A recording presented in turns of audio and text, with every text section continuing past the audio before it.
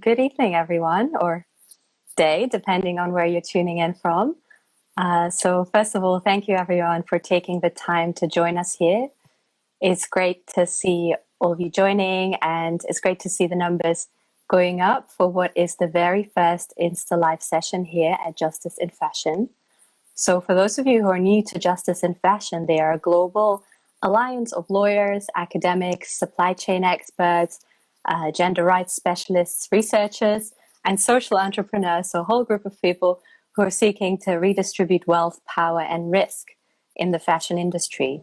Their aim is to empower and engage with people who are involved across the supply chain. So that includes frontline workers, as well as investors and brands, and consumers, to provide a voice to those who may not otherwise be heard.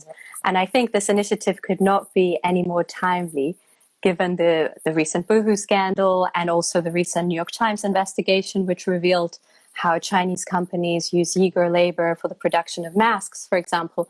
So I think the issue of looking at justice in fashion is a very pressing one.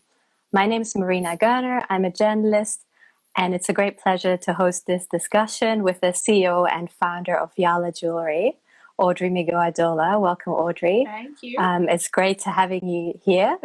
Having you here, and thank you for letting us into your world. And I'm super excited to hear more about how you got to where you are. So if you could please tell us about your journey with Yala and how it came about, that would be great. Sure. So evening, everyone. Thanks for joining.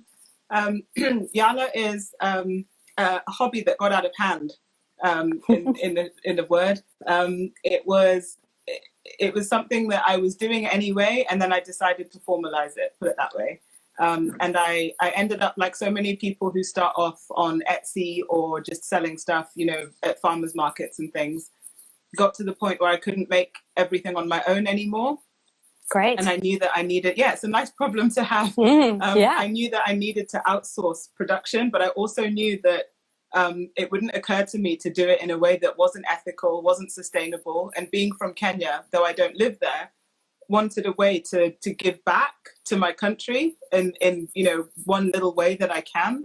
So I recruited my mum, who was my hardest working unpaid employee, and she's an intern, I guess. Yeah, she's a abused intern. But I recruited my mum, and we just worked our contacts within Nairobi and, got a phone number, which led to getting an address, which led to, eventually being able to meet up with a bunch of people who I took my laptop and I had a few sketches and things and would show them photos, and we would talk about their production process.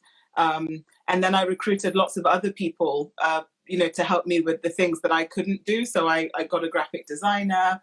My friend Besma did all the copywriting. My friend Lenny did all the illustrations and the design. And, I would communicate to her what I wanted and she would make it look beautiful. And in doing that, I eventually got to a place where I had, products, and I had a website, and I had everything done properly, if you like. So the company was registered with the government and all that stuff. And from there, I've just been flying by the seat of my pants. I would love to say I have some grand strategy. I don't. Taking each day as it comes. Yeah, that's excellent. I think that sounds very real. So my next question would be to do with the rise of the conscious consumer. You said you the only way you wanted to run a business was in an ethical way. And so whenever I look at surveys, I notice that the majority of people tend to say they would favor sustainable products over non-sustainable ones. And it's often said to be a generational trend, with millennials leading the way. For example, I've also seen research from Edelman recently, which showed that some 60% of shoppers say a brand should make it easy to see its values and position at the point of sale. So I think that's quite telling. So I guess I'm interested to hear who your target audience is and how you describe the conscious consumer. I heard a term on a podcast this morning, which was granola munchers, and I thought that was so harsh. I don't call my customers that, of course not.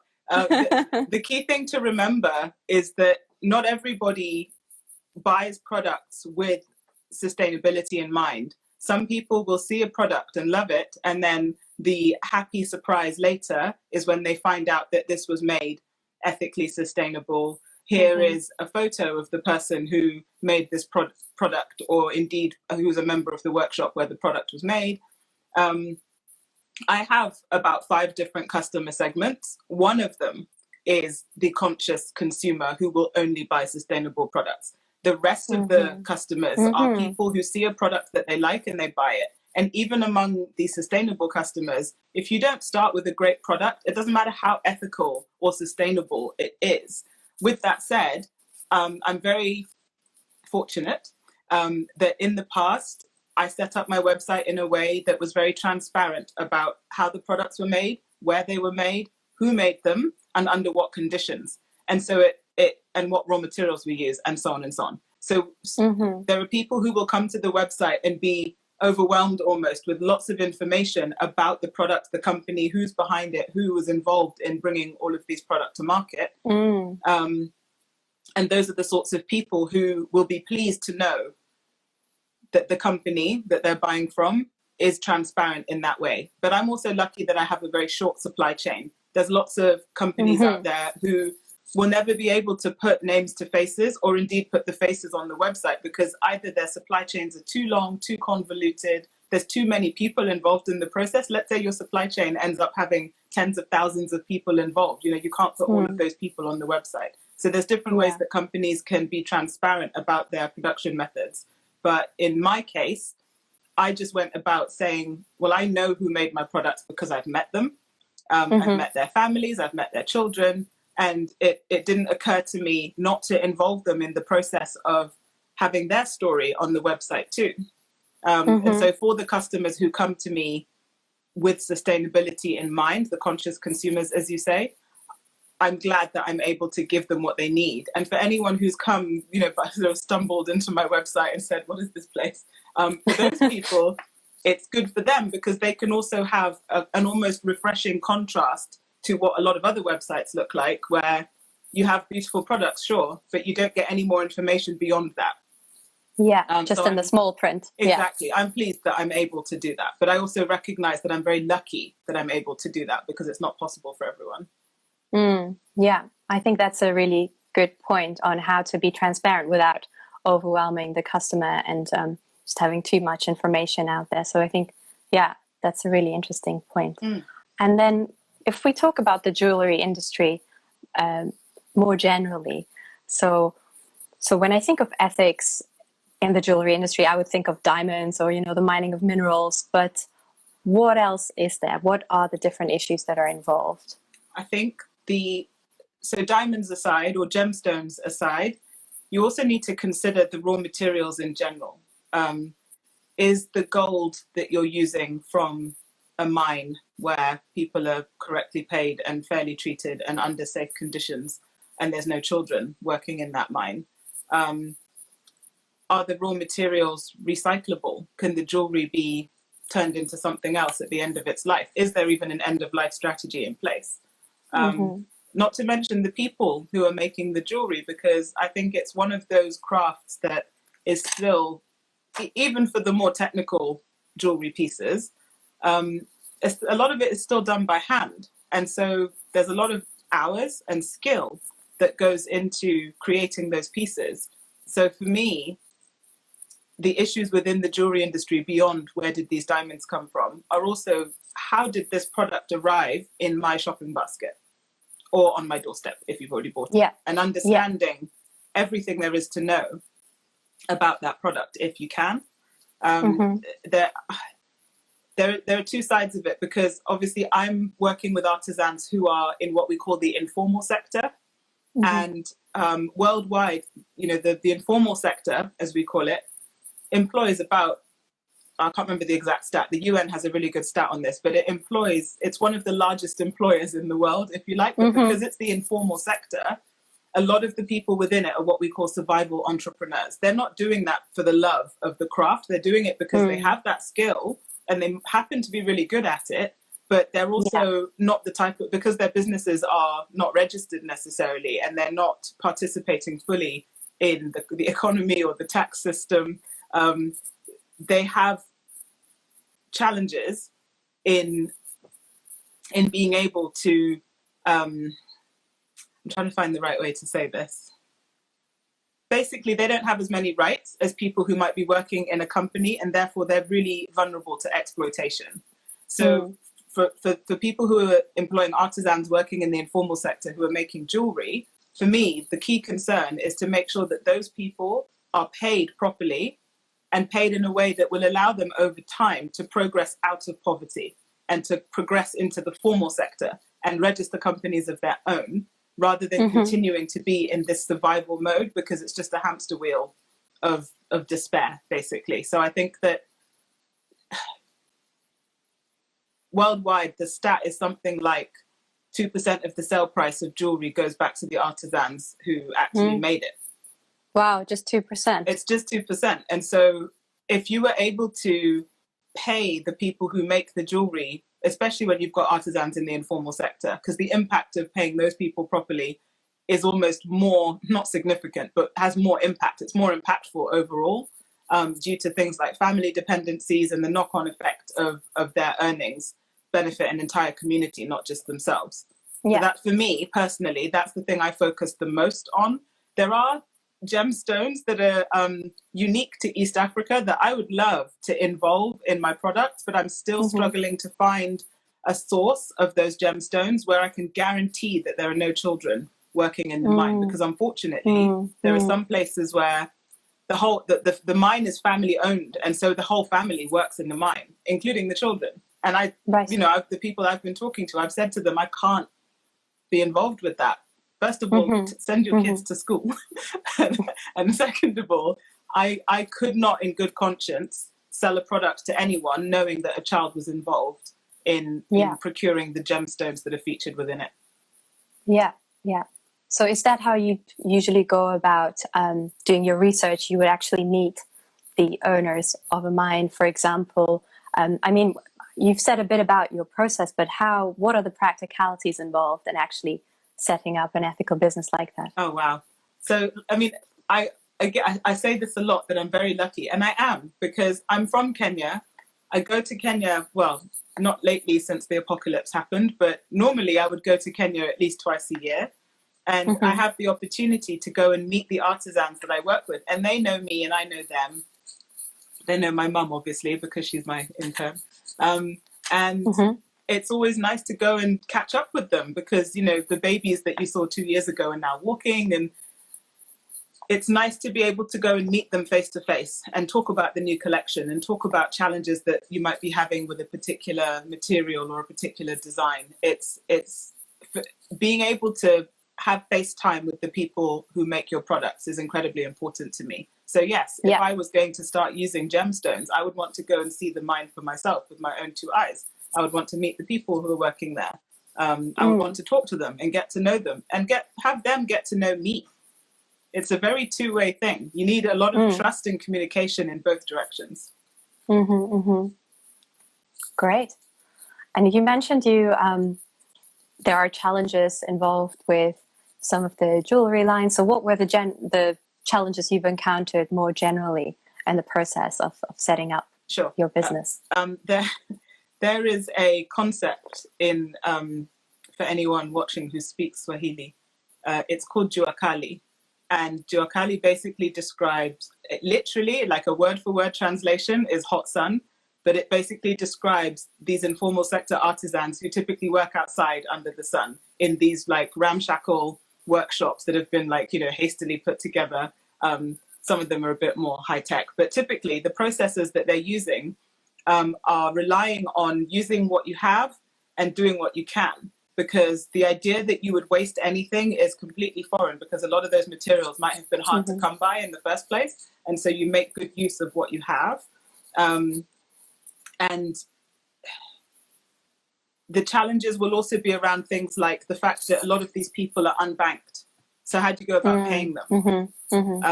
How do you go about, you know, some of them don't have the internet or even a computer. So how do you go about communicating with them? Luckily, you've got WhatsApp because everyone's got a mobile phone in Kenya. But it's things like, sometimes it's the more practical things like, how do I talk to you? Sometimes it's other things like, how do I pay you? And then other things, again, because of that Jua Kali concept, they don't have lots of fancy machinery and fine tooling and, you know, special buffing or sanding tools or grinding tools. They don't have those things necessarily. We can get them and learn how to use them, but if they don't have them to begin with, some of your design choices are limited. And so you have to get a lot more creative about how you make a product, or what you're going to include in that product, or how intricate it is in its design. And you basically need to be very patient and appreciate where these guys are coming from, and be respectful of that. And so you mentioned WhatsApp. Is that the main way you stay in touch and interact? So is that your main channel? Oh, 100%. Yeah. One of the artisans I work with, actually two of the artisans I work with do have email, but they prefer WhatsApp just because every single Kenyan has a mobile phone clutched. It's like a second limb or a third limb. And we're very lucky in Kenya that we have mobile money wallet technology that's been around for a really long time.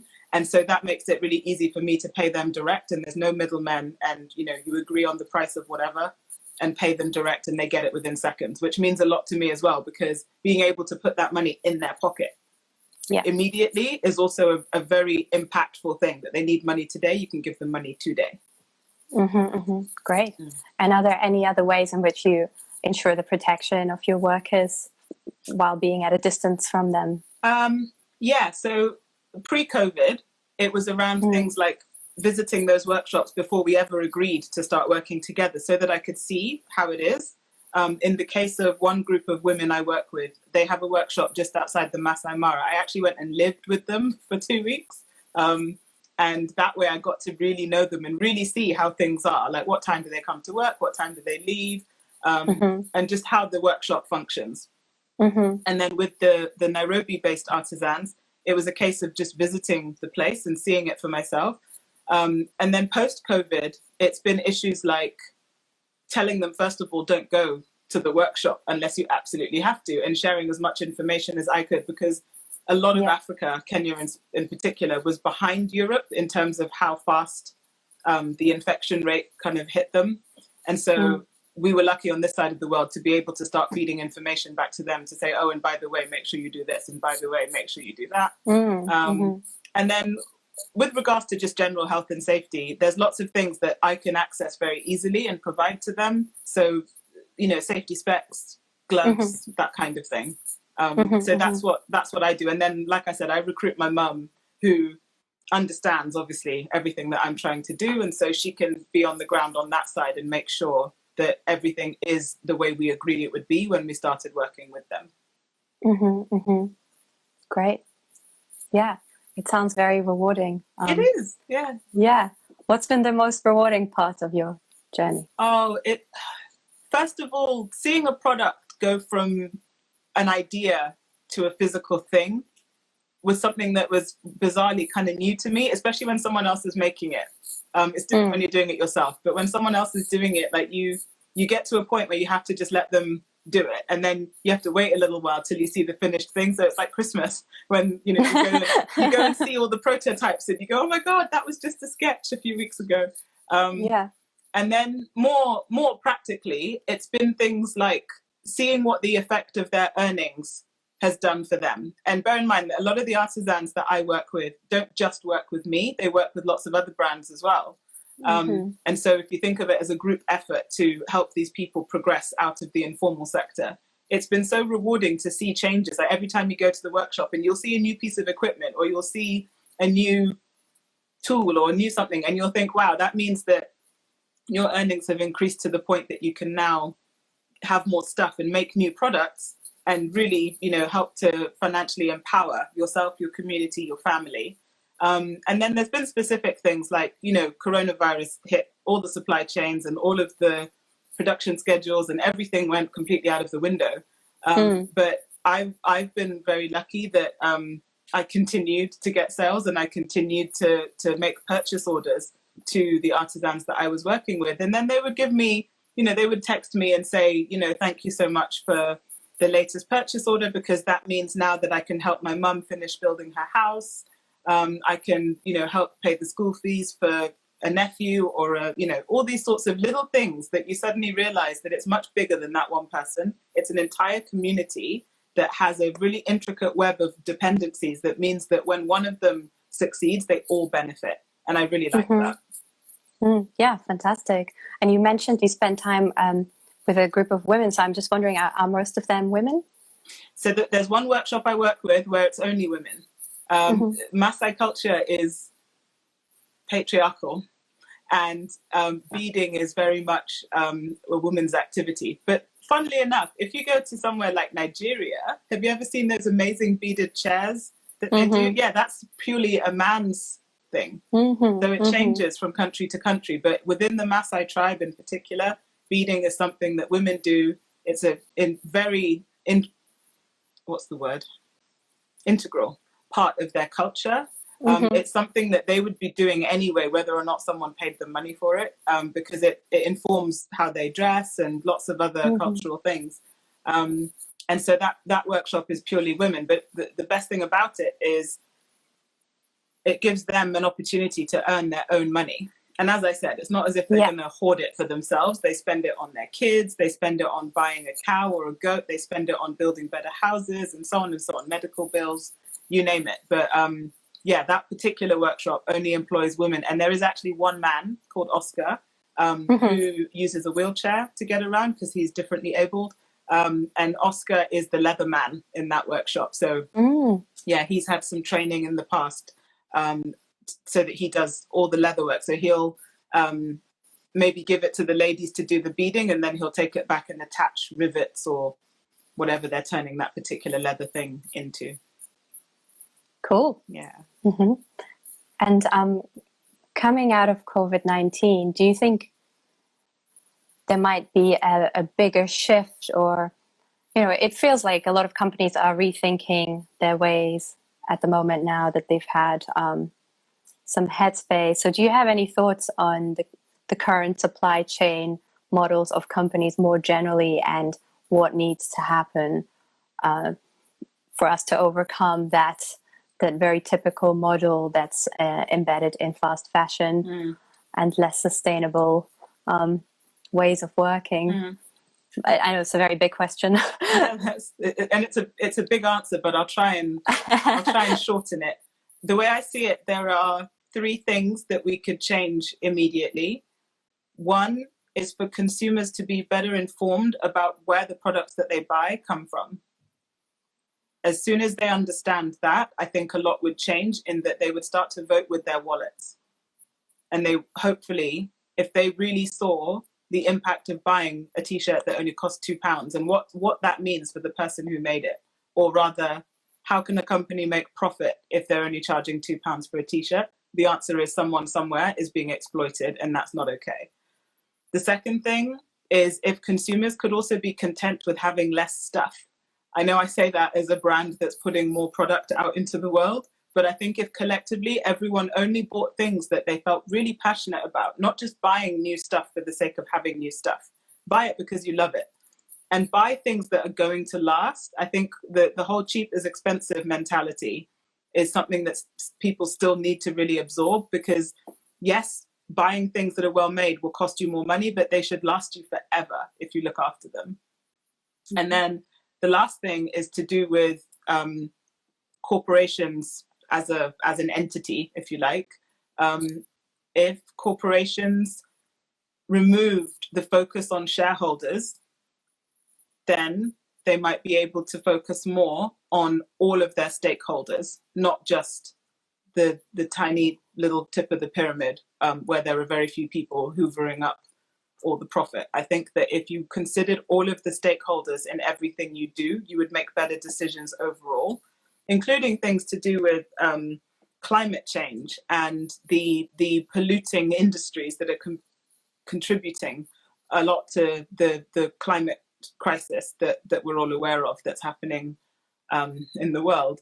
And so if, focus less on what shareholders want and think more about the stakeholders, buy less and pay more attention to where your stuff comes from. Those are the 3 things I think will hopefully become more prevalent post-COVID, because people do seem to have been through a period of intense reflection. And a realizing, you know, we've all seen quite how fragile the economy was, like, you know, a few months without revenue and everything came tumbling down. So I think that, if clearly something needs to change. We couldn't have continued in the way that we were. And I really, really hope that it doesn't go back to how it was at all. I really do. I think so. Yes, I think we already see a shift in the investment world. So hopefully the cultural shift will accompany that at the same time. Absolutely. Yeah, so let's take a few questions. I've seen a few scrolling by, but I didn't have time to actually. Yeah. Let's see. So Melanie's World 76 is asking, do you communicate to your customers the impact you have on the workers you work with? Yes, I'd say so. There's a whole section on the website called Meet the Makers, where you can read all about who they are, what their stories are, how we work together and what their ambitions are. And in addition, whenever I send out an order, there's an additional leaflet that goes in there, which has a photo and the name of the maker. And on the back, it's got like a little bit about their story and what working with me has meant for them. Great. Yeah, she's also asking, when are your brass ear huggies earrings back in stock? Next week. I've obviously had BLM was surprisingly helpful for the brand and for sales, which is great. I'm grateful. But it also meant that I have a lot of stuff that ran out of stock. And then with COVID as well, we shut down production because it wasn't safe for the artisans to be in the workshop. And it's only recently that they've figured out how they can work safely and socially distanced from each other. And so I should be getting an inventory shipment next week. Great.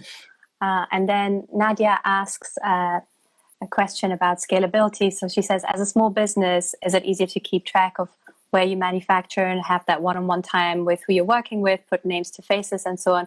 So is your business scalable? I would say so. This is something that I've thought about a lot, that, you know, right now you have artisans that you can visit and see all of them at any given time if you need to. In terms of how it would scale, you have to remember that the purchase orders that I'm putting in with my artisans are still small compared to some of the brands that they work with. And so I've often said to them, okay, well, this time I've asked you for 100, but what if next time it was like 1,000? Could you manage that? And they've always said, yeah, we would probably need more time, but we could absolutely do it because we've been doing it for so-and-so. And the key thing to remember as well is, from a sustainability perspective, scale is one of those things that infinite growth for the sake of growth is actually quite harmful. And so I would want to control how much product I'm ever putting out into the world, how many collections I ever release in 1 year, because putting out stuff just for the sake of putting it out just leads to a waste problem. And yes, all the jewelry we make could be recycled and melted down back into something else. But I would love to avoid that if I can, because the key thing is to reduce first and foremost. So scale is something I think about a lot, but I don't think I'm at the stage yet where it would become unmanageable. Even if I added 5 artisans tomorrow, I could still keep track and know who they are. And I would still want to meet them and visit them. Yeah. Makes sense. Mog SC is asking, are you able to share any examples of the social impact you have? I think you've already shared quite a few. And she's also saying, I would be interested to know, how do you decide how to pay your artisans a reasonable wage for what they do? And also, is it key to have someone on the ground? Yes. Oh, God. So the second part of that question, yes. And I learned that the hard way. 100% you have to have someone on the ground, if only for issues of quality control and also just simple things like taking the products from the workshop to DHL so that they can be shipped to me. Sounds simple, right? But there are all sorts of other challenges involved with that. For those women in the Masai Mara, that's a long way, you know, so there's a lot of logistical stuff that has to be figured out. And so without my mum, none of this would exist, 100%. None of it would exist. Or I would move back to Nairobi because there's no other way. The first part of the question, how do I decide how to pay them? They tell me. So we'll look at a sketch, we'll look at a design for a bracelet, pair of earrings, whatever it might be. they'll go away and make a prototype. I'll pay them, obviously, for the sampling charges so that they don't have to be out of pocket for materials or anything like that. And then afterwards, once they've figured out how hard or easy it is to make, they'll give me a price, and I don't negotiate, because I know that whatever price they've given me will be something they know they can make a profit on. Second of all, the Kenya government has a section on their website for the Labour Department, and that has a really interesting grid of minimum wage to be paid to different people working in different municipalities all around the country, and also different levels of skill, if that makes sense. And so I'm able to cross-check with that and see, as an artisan living in that municipality, you should be getting this much of a wage per day. Obviously, it's difficult with jewelry because they're charging me per unit, if that makes sense. And I don't know how many units they might be making in a day, but if you extrapolate and say, okay, they could probably make, I don't know, 10 earrings in a day, is the price I'm paying for those earrings more than what the Labour Department says that they ought to be paid for a day's wage? And more, not even more times, it's about 3 times more than the average daily wage. And in the case of the ladies in the Masai Mara, it's about 6 times more than the daily wage for where they live, because it's a very remote rural area. And so I feel confident and happy that I know I'm paying them far more than they would, well, than the government says they should be earning. But what the government says is a minimum wage is, I don't really pay attention to it, because I know that paying far more than that is what will have the real impact. Great. Great. Yeah. There's another few questions. So one was, given that you mainly work with women, was that a conscious choice for you? I don't actually mainly work with women. I have 2 different sets of artisans. One of them is a group of exclusively women.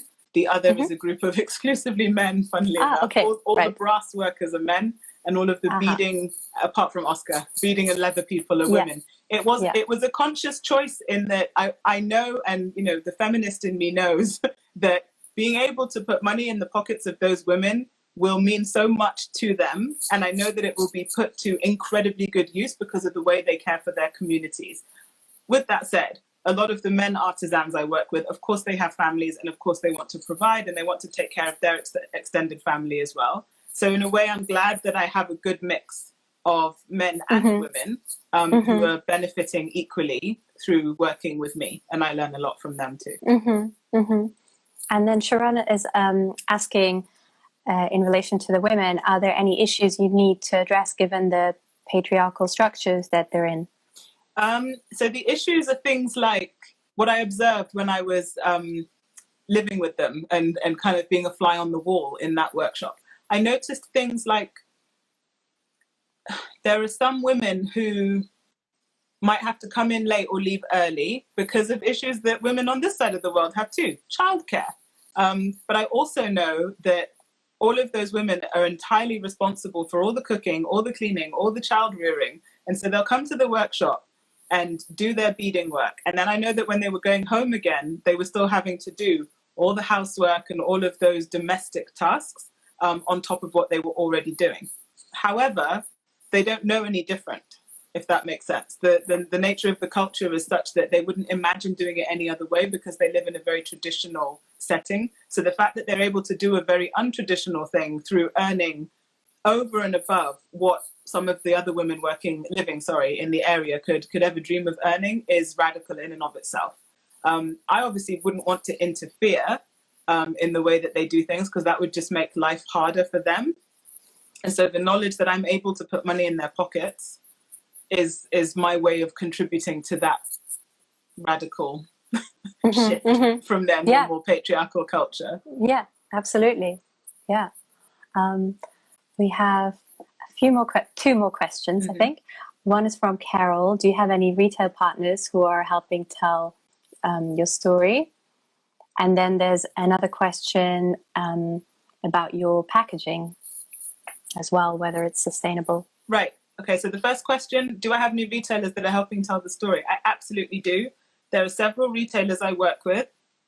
There's one called Okojo Market, who focus entirely on supporting brands that are owned by people from Africa.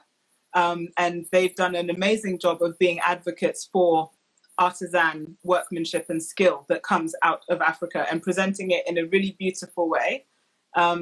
There's another brand retailer that I work with in the US called The Canvas. They've also got an outlet in Antwerp.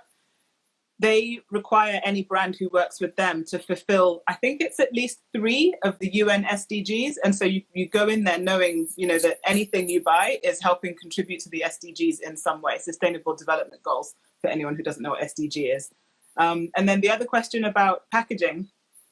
I have a friend called Amy who is a waste management consultant. And before I ever had a single product, she was one of the people who challenged me the most on what are you going to do about your packaging? You can't have plastic. You ought to have FSC certified paper. It has to be recyclable. You have to have this. And I was like, oh my God, how do you make something look luxury while also adhering to environmental concerns, which is as it should be. And so everything, any of my packaging can be recycled. I do encourage customers to keep the box that it comes in because it makes a good storage box. But there's a felt pouch that things go in as well. But there's no plastic as far as I can help it, even down to if I need to use sellotape on the outside, I use paper tape. And that's just keeping in mind that if I received this product, would I be annoyed with all these different bits and pieces that I can't do anything with? There is one thing that I'm actually working on getting rid of, which is the product box has a foam insert. And I'm trying to get rid of the foam, and I'm still researching alternatives for that. But as I said, encouraging the customers to hold on to the box means that that particular thing won't end up in landfill, which would be a disaster. But like I said, I'm looking into alternatives. But yes, to answer the question, as far as I can help it, the packaging is as environmentally friendly as I could possibly make it. Yeah, sounds like it. I think we have time for about one last question. Okay. Carol's asking, how global is your consumer base? That's a good question. I think about 70% of my customers are right here in the UK. Another 20% are probably in the US, and then the remaining 10% are spread everywhere else. So every now and again, I might get an order from Hong Kong, I might get one from New Zealand, I might get one from France, but the bulk of my customer base is right here in the UK. Great. And the last 2 are comments rather than questions. Right. Lee says, I can't wait to see the new collection of Yala Jewellery. And Alison says, what an amazing brand led by an incredible woman. Very inspiring, as always, Audrey. Alison, I wouldn't be here if it wasn't for her. And I say that with zero exaggeration. She's my fairy godmother, and I'm grateful to her every single day because she saved me from a lot of expensive mistakes. Fantastic. Yeah, I'm sure we could talk for another 2 hours or more, but all good things must come to an end. So thank you again, Audrey, for your time and for being so open about everything. And thank you for Justice and Fashion for allowing me to host this session. And of course, thank you to our audience. We had some really great questions. Apologies if we didn't get to ask your questions, but please feel free to send a DM to Justice and Fashion and your questions will be addressed there. The next Wednesday Wisdom session is going to take place on the 5th of August with another wonderful guest. So thanks again, and we look forward to seeing you then. Amazing. Thanks everyone for tuning in, and thank you, Marina. It was awesome.